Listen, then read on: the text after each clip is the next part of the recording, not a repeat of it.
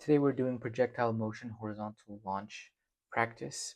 So example number one, a ball rolls off a 30-meter cliff with a horizontal velocity of 30 meters per second. How far from the base will the ball land?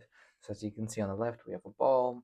It just rolls off at an initial velocity of 3 meters per second. And we want to know what is our distance from the cliff. What is our range?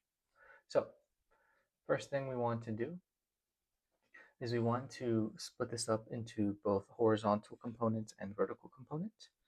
So we have our horizontal component, and we have our vertical.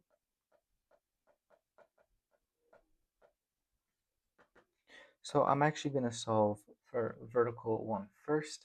In my formula sheet, I have y is equal to 1/2 gt squared. The reason I'm doing my vertical first is because in my horizontal, the thing I'm finding, the equation I have is x, or the range, the distance from the cliff, is equal to v times t. I have v, but I don't have t, so I'm going to go to the vertical component and use this formula to solve for t, because I have y, which is the 30 meters, and I have g, which is 9.8. So rearranging for t, we get t squared is equal to 2y over g. Plugging everything in, this gets us 2 times 30 over 9.8. I'm going to take the square root of both sides. I get t is equal to roughly 2.47 seconds. So it takes about 2.47 seconds for the ball to go from the top of the cliff to the bottom of the cliff. So now let's plug this t back into this horizontal component. So we have x, which is the range, the distance from the cliff, what we are solving for, is equal to v, our initial velocity, which is 3, times our time, which is 2.47, as we just found. Plugging that in, we get that our distance from the cliff is roughly 7.41 meters. And this right here is our answer. So notice how we had to find one variable first before finding the variable we need. In my previous video, I mentioned physics is a scavenger hunt. Know what you want to find. So in this case, we wanted to find x, but we realized we don't have t. So we had to find what other formula has values that are given with the value that we don't know. So the vertical component here allowed us to solve for time. All right, let's move on to our next question. This question, I want you to try to pause the video and try on your own. And once you are finished, go ahead and unpause and we'll work through it.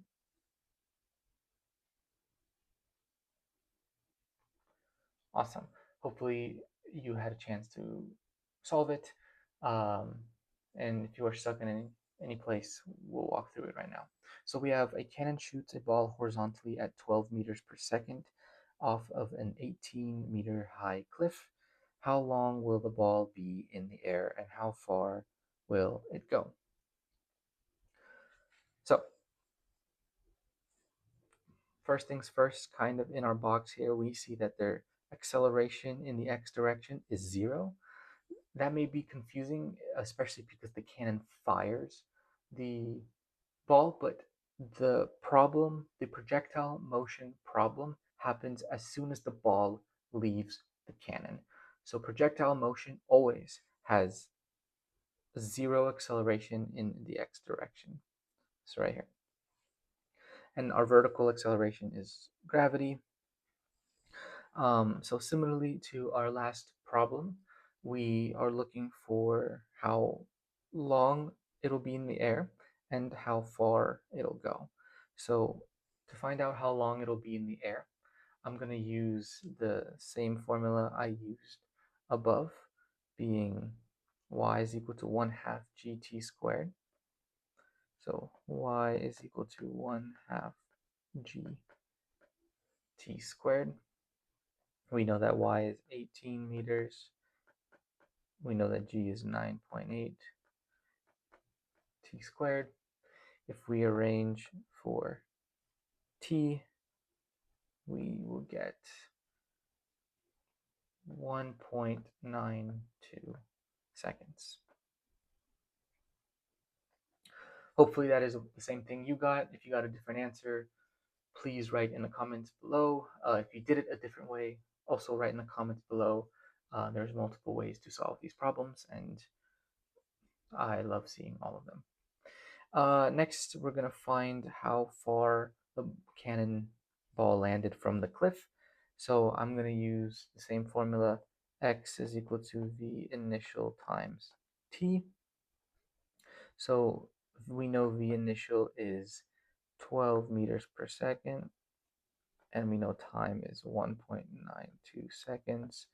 So that gives us that x is roughly